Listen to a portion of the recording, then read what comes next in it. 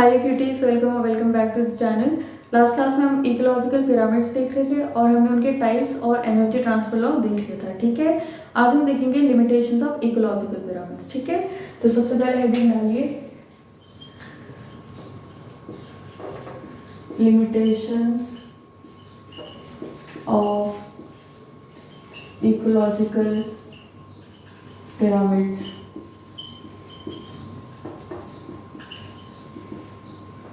हाँ जी, तो ecological pyramids में सबसे पहले जो लिमिटेशन है that is it can not accommodate a food web. Food web को कोई जगह नहीं दी गई है। क्यों?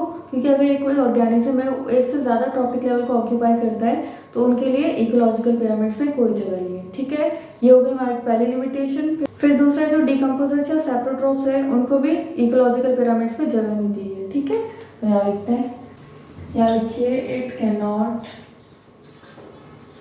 Accommodate food web.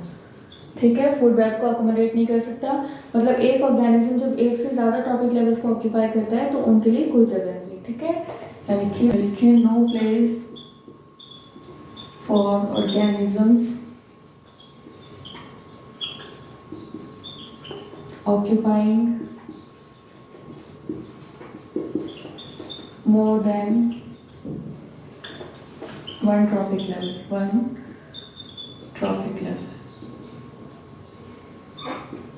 ठीक है, फिर दूसरी लिमिटेशन है no place given to saprotrophs और डिकम्पोजर्स।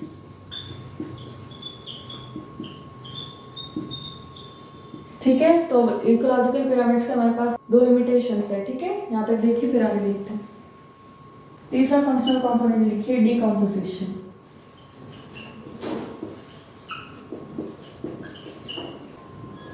हाँ जी, तो डिकम्पोजिशन में क्या होता है, जो कॉम्प्लेक्स ऑर्गेनिक मैटर है उसको हम किस में कन्वर्ट करते हैं, सिंपल इनऑर्गेनिक फॉर्म में। ठीक है, डिकम्पोजिशन क्या होता है, कॉम्प्लेक्स ऑर्गेनिक मैटर को सिंपल इनऑर्गेनिक मैटर में कन्वर्ट करना, दैट इज डिकम्पोजिशन। ठीक है, और इसमें डिकम्पोजर्स होते कौन से, बैक्टीरिया और फंगाई। ठीक है, और ये कैसे होता है, aerobic heterotrophic bacteria and fungi. ठीक है, यहाँ लिखते हैं, यहाँ लिखिए it is the conversion of complex organic matter into simple inorganic form। ठीक है, तो डिकम्पोजिशन में हम क्या करते हैं, कॉम्प्लेक्स ऑर्गेनिक मैटर को सिंपल इनऑर्गेनिक फॉर्म में कन्वर्ट करते हैं। और ये सिंपल इनऑर्गेनिक फॉर्म क्या होता है, हमारे पास CO2 होता है, वाटर, मिनरल्स, ये सब। ठीक है, यहाँ लिखिए such as CO2, water and minerals.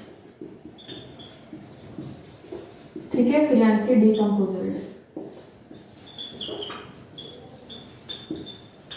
Decomposers कौन से होते हैं, aerobic heterotrophic bacteria and fungi. ठीक है, और ये एरोबिक होते हैं मतलब ऑक्सीजन का यूज करते हैं। ठीक है, यहाँ लिखिए aerobic heterotrophic bacteria and fungi. ठीक है, यहाँ तक समझ आ रहा है। उसके बाद अगर नेचर में डिकम्पोजिशन ना हो, क्या ना हो, डिकम्पोजिशन, तो in the absence of decomposition जो न्यूट्रिएंट साइक्लिंग है वो क्या होगी, नहीं होगी। ठीक है, तो यहाँ लिखते हैं, एक नोट डालिए,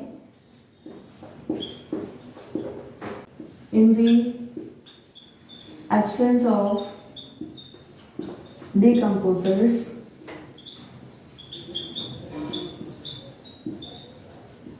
न्यूट्रिएंट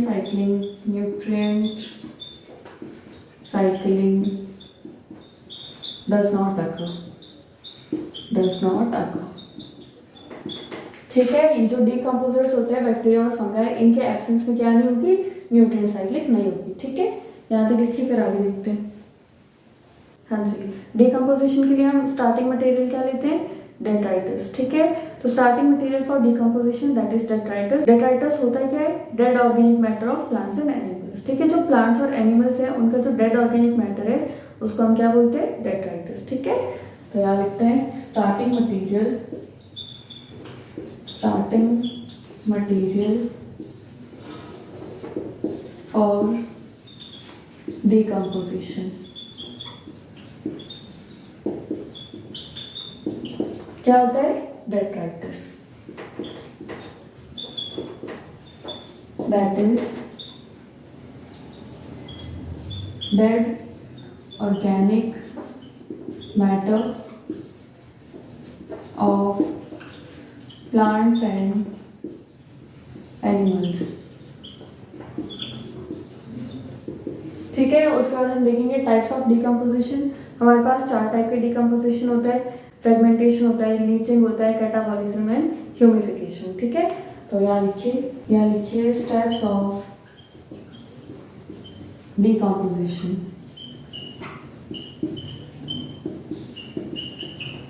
ठीक है। डिकम्पोजिशन के स्टेप में फर्स्ट है हमारे पास फ्रेगमेंटेशन। तो फर्स्ट लिखिए फ्रेगमेंटेशन।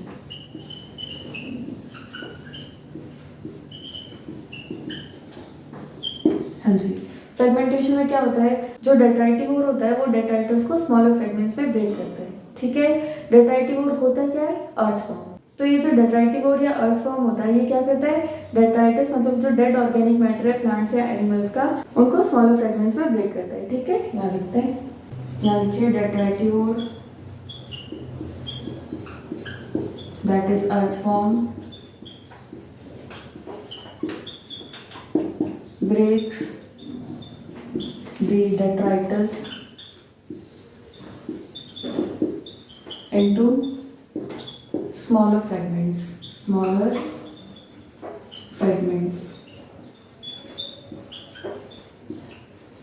ठीक है। फर्स्ट टाइप है हमारे पास डिकम्पोजिशन का फ्रेगमेंटेशन। इसमें क्या होता है? जो डेट्राइटिवोर या अर्थवर्म होता है वो डेट्राइटस या डेड ऑर्गेनिक मैटर को स्मॉलर फ्रेगमेंट्स में तोड़ देता है, ठीक है। नेक्स्ट स्टेप आता है हमारे पास लीचिंग। यहाँ लिखते हैं second is leaching,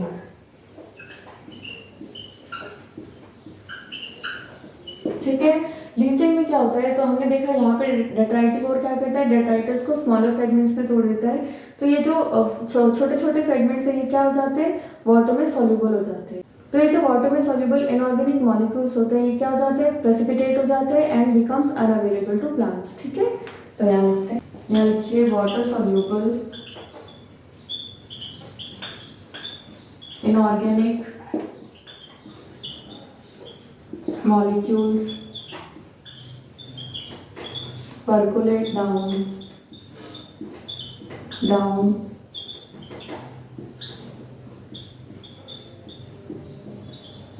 precipitate as salt and becomes unavailable to plants, ठीक है। Water soluble inorganic molecules percolate down, precipitate होता है salt and becomes unavailable to plants, ठीक है। यहाँ तक लिखिए, फिर आगे देखते हैं। थर्ड स्टेप लिखिए कैटाबॉलिज्म।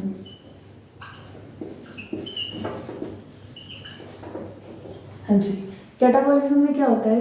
तो जो बैक्टीरिया और फंगाई की एंजाइम्स होती है ना वो ऑर्गेनिक मैटर को इनऑर्गेनिक फॉर्म में कन्वर्ट कर देती है, ठीक है। एक बार फिर से, तो बैक्टीरियल और फंगल एंजाइम्स होती है ना वो ऑर्गेनिक मैटर को इनऑर्गेनिक फॉर्म में कन्वर्ट करती है, ठीक है। यहाँ लिखते हैं, यहाँ लिखिए बैक्टीरियल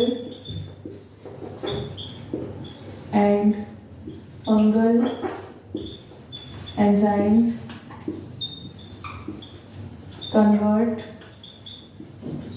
ऑर्गेनिक मैटर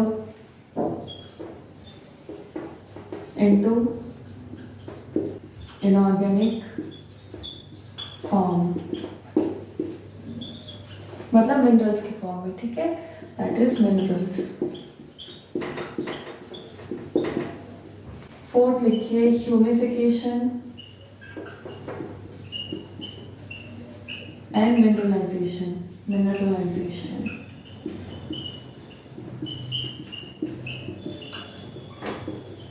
ठीक है। पहला हमारे पास ह्यूमिफिकेशन। तो ह्यूमिफिकेशन में ह्यूमस क्या होता है, ये क्या होता है, एक डार्क और अमॉर्फस सब्सटेंस होता है and it is a store house of nutrients. ठीक है, न्यूट्रिएंट्स का स्टोर हाउस होता है। पहले यहाँ लिखते हैं, यहाँ लिखिए it is a dark and amorphous substance which act as storehouse of nutrients। ठीक है, मिनरलाइजेशन क्या होता है, तो ये जो ह्यूमस होता है ना, ह्यूमस से मिनरल्स रिलीज होते हैं और कहाँ जाते हैं, प्लांट्स में। ठीक है, अब्सॉर्ब बाय प्लांट्स।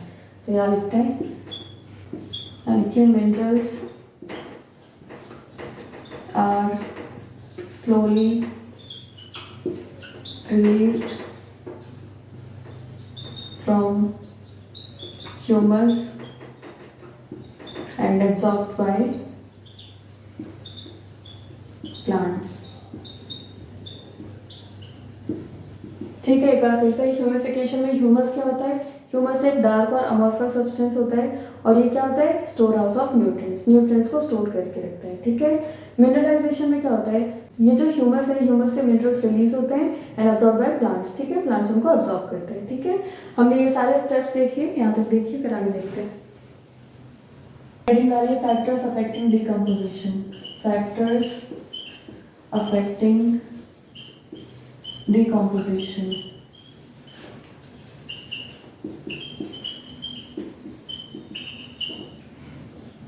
हाँ जी, इसमें हमारे पास 3 फैक्टर्स होते हैं, एक होता है oxygen, then environmental conditions and nature of decomposing substance. ठीक है, तो फर्स्ट लिखिए oxygen,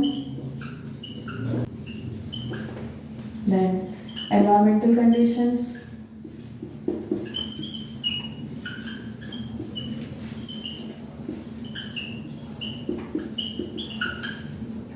and third is nature of decomposing substance, nature of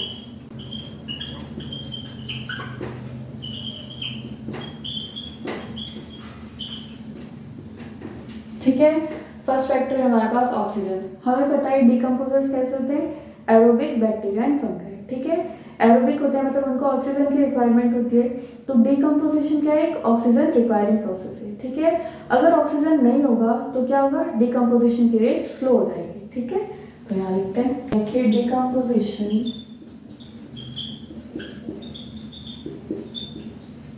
is an oxygen requiring process। ठीक है, और डिकम्पोजिशन क्या है, ऑक्सीजन रिक्वायरिंग प्रोसेस है और ऑक्सीजन की प्रेजेंस में डिकम्पोजिशन रेट ज़्यादा होती है और उसके एब्सेंस में कम हो जाती है। ठीक है, तो यहाँ लिखिए decomposition rate is faster in presence of oxygen, in presence of oxygen। ठीक है, ऑक्सीजन के प्रेजेंस में और डिकम्पोजिशन की रेट क्या हो जाती है, फास्ट हो जाती है, इंक्रीज हो जाती है। ठीक है, दूसरा फैक्टर है हमारे पास एनवायरमेंटल कंडीशन। तो अगर एनवायरमेंट वार्म और ह्यूमिड होगा तो डिकम्पोजिशन रेट फास्ट होगी और अगर एनवायरमेंट कैसा होगा, स्लो या कोल्ड होगा तो डिकम्पोजिशन की रेट स्लो हो जाएगी। ठीक है, क्या लिखते हैं, वार्म एंड humid environment, इसमें क्या होगा, वार्म और ह्यूमिड एनवायरनमेंट पे डिकम्पोजिशन की रेट इंक्रीज होगी। ठीक है, यानी डिकम्पोजिशन रेट फास्ट, और यानी cold and dry environment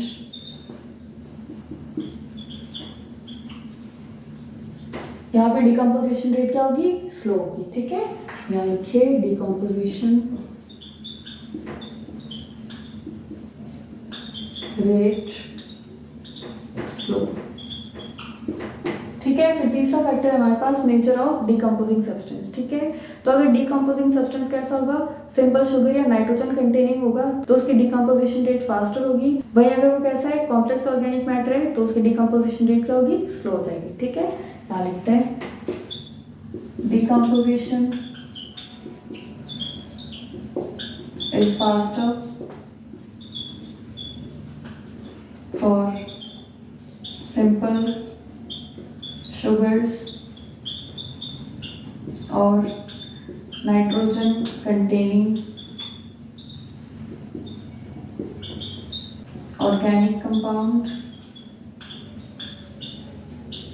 whereas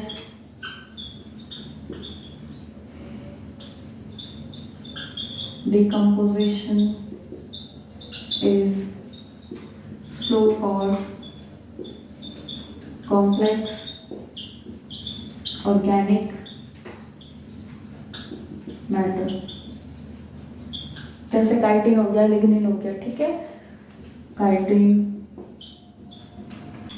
lignin, ठीक है। हमने तीनों फैक्टर्स देखे, यहाँ तक लिखिए, फिर आगे देखते हैं। हाँ जी, इकोलॉजिकल सक्सेशन वाला टॉपिक एनसीईआरटी से रिलेट हो गया है। तो अब हम देखेंगे standing crop and standing state, ठीक है। तो सबसे पहले लिखिए स्टैंडिंग क्रॉप, स्टैंडिंग क्रॉप, और यहाँ लिखिए स्टैंडिंग स्टेट, स्टैंडिंग स्टेट। हाँ जी, पहला हमारे पास स्टैंडिंग क्रॉप। स्टैंडिंग क्रॉप का क्या मतलब होता है, कोई भी एक गिवन एरिया है, क्या है, कोई भी एक गिवन एरिया है और उस एरिया में जो अमाउंट ऑफ लिविंग बायोमास या नंबर ऑफ ऑर्गेनिजम्स होते हैं उसी को हम क्या बोलते हैं, स्टैंडिंग क्रॉप, ठीक है। यहाँ लिखते हैं, देखिए it is defined as the amount of living biomass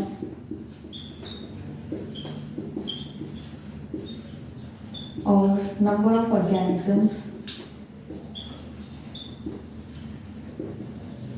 in a given area, in a given area, ठीक है। कोई भी गिवन एरिया है, उस गिवन एरिया में जो अमाउंट ऑफ लिविंग बायोमास या नंबर ऑफ ऑर्गेनिजम्स होते हैं उस एरिया में, ठीक है। तो उस एरिया में जो होता है उसी को हम क्या बोलते हैं, स्टैंडिंग क्रॉप, ठीक है। And it is a measure of biotic component. यहाँ लिखते हैं मेजर ऑफ बायोटिक कंपोनेंट, ठीक है। फिर दूसरा हमारे पास स्टैंडिंग स्टेट। इसमें क्या होता है, तो किसी भी गिवन टाइम में जो अमाउंट ऑफ इनऑर्गेनिक मैटर या न्यूट्रिएंट्स होते हैं उसी को हम क्या बोलते हैं, स्टैंडिंग स्टेट। यहाँ पे हम एरिया को कंसिडर करते हैं और यहाँ पे टाइम को, ठीक है। तो यहाँ लिखिए it is defined as the amount of inorganic matter और nutrients in a given time,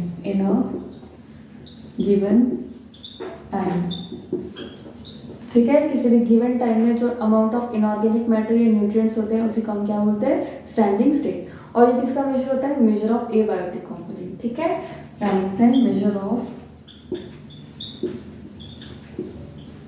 A biotic component, ठीक है। फिर यहाँ पे मेजरमेंट लिखिए, measurement that is dry weight, ठीक है। तो जब भी हम मेजरमेंट करते हैं हम किसको कंसिडर करते हैं, ड्राई वेट को। ड्राई वेट को क्यों कंसिडर करते हैं, ताकि जो सीजनल वेरिएशन है उनको अवॉइड कर सके और जो वाटर होता है उसकी कोई यूजेबल एनर्जी नहीं होती, ठीक है। तो यहाँ लिखिए मेजरमेंट ड्राई वेट का करते हैं टू अवॉइड seasonal variations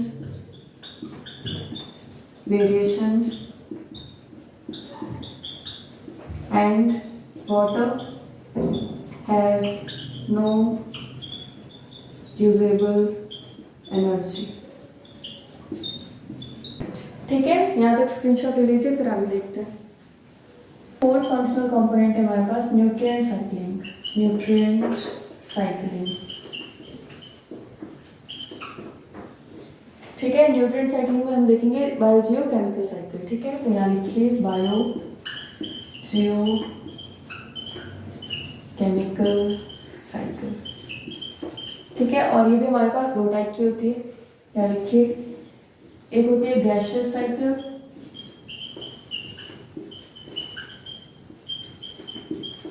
और एक है हमारे पास सेडिमेंटेशन साइकिल।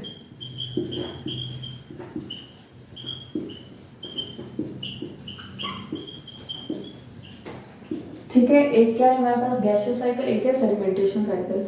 ये जो गैसियस साइकिल होती है इसमें हम रिजर्वोयर्स क्या लेते हैं, ओशंस एंड एटमॉस्फेयर। ठीक है, तो यहाँ लिखते हैं, यहाँ लिखिए रिजर्वोयर दैट इज ओशंस और एटमॉस्फेयर। ठीक है, और इसके एग्जाम्पल में आता है example carbon, hydrogen, oxygen, nitrogen etcetera. ठीक है, दूसरी हमारे पास सेडिमेंटेशन साइकिल। तो इसमें रिजर्वोयर हम क्या लेते हैं, सॉइल या रॉक्स। ठीक है, तो यहाँ लिखिए रिजर्वोयर दैट इज सॉइल और रॉक्स। और इसमें हमारे पास एक एग्जाम्पल है फॉस्फोरस। ठीक है, एग्जाम्पल लिखिए फॉस्फोरस।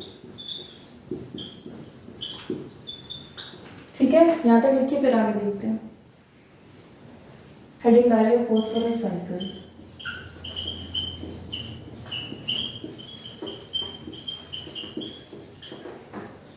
ठीक है, यहाँ देखते हैं, ये हमारे पास है डेट्राइटिस। ठीक है, डेट्राइटिस क्या है, डेड ऑर्गेनिक मैटर है और इसमें डिकम्पोजर्स क्या करते हैं, तो कॉम्प्लेक्स ऑर्गेनिक मैटर को सिंपल इनऑर्गेनिक फॉर्म में कन्वर्ट करते हैं। ठीक है, तो ये डेट्राइटिस है और इसमें जब डिकम्पोजर्स आएंगे तो ये क्या बनाएंगे, सॉइल। ठीक है, तो यहाँ बनेगा सॉइल सॉल्यूशन। ये सॉइल एक और तरीके से बन सकता है जब रॉक्स की वेदरिंग होगी। ठीक है, तो यहाँ लिखिए रॉक्स। ठीक है, और इन जब रॉक्स की वेदरिंग होगी, वेदरिंग। ठीक है, रॉक्स की वेदरिंग होगी तब भी सॉइल सॉल्यूशन बनेगा और डेट्राइटिस से भी सॉइल सॉल्यूशन बनेगा। ठीक है, अब क्या होगा, ये जो सॉइल सॉल्यूशन है इससे या तो क्या होगा, फॉस्फोरस का रन ऑफ हो जाएगा इस तरीके से। यहाँ लिखिए फॉस्फोरस रन ऑफ। और अगर ऐसा नहीं होगा तब क्या होगा, प्लांट्स या प्रोड्यूसर्स क्या करेंगे, एब्जॉर्प्शन और अपटेक। ठीक है, क्या होगा, सॉइल सॉल्यूशन या तो फॉस्फोरस का रन ऑफ हो जाएगा और अगर ऐसा नहीं होगा तो जो एब्जॉर्प्शन या अपटेक है वो कौन करेगा, प्लांट्स या प्रोड्यूसर्स। ठीक है, अब ये जो प्लांट्स या प्रोड्यूसर्स है अगर यहाँ पे लिटर फॉल होता है तो सीधा क्या बनेगा, डेट्राइटिस। यहाँ लिखते हैं, अगर लिटर फॉल हो, लिटर फॉल। ठीक है, प्लांट्स या प्रोड्यूसर से सीधा अगर लिटर फॉल हो तो डेट्राइटिस बनेगा, अगर ऐसा नहीं होगा तो ये कहाँ जाएगा, कंज्यूमर्स के पास। ठीक है, तो यहाँ लिखिए कंज्यूमर्स। ठीक है, और फिर ये कंज्यूमर्स क्या बनाते हैं, डेट्राइटिस। ठीक है, तो ये पूरे क्या है हमारे पास, फॉस्फोरस साइकिल। ठीक है, इसका स्क्रीनशॉट ले लीजिए, फिर आगे देखते हैं। लिखिए इकोसिस्टम सर्विसेज, इकोसिस्टम सर्विसेज। ठीक है, मतलब इकोसिस्टम हमें क्या क्या सर्विसेज प्रोवाइड करता है। ठीक है, और इसमें पहले हमारे पास जो एयर और वाटर है उसको प्योरीफाई करता है और ऑक्सीजन का प्रोडक्शन करता है। ठीक है, तो यहाँ लिखिए purification of air and water. ठीक है, ऑक्सीजन का प्रोडक्शन करता है, O2 प्रोडक्शन। ठीक है, फिर दूसरी इकोसिस्टम सर्विस क्या होती है, mitigating pollution.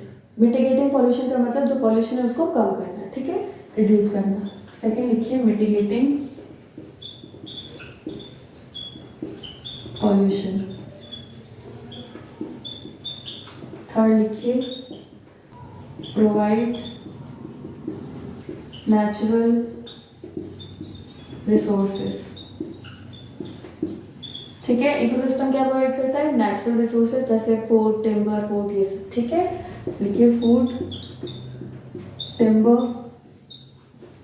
Would etcetera. 4 point लिखिए, प्रोवाइड्स हैबिटेट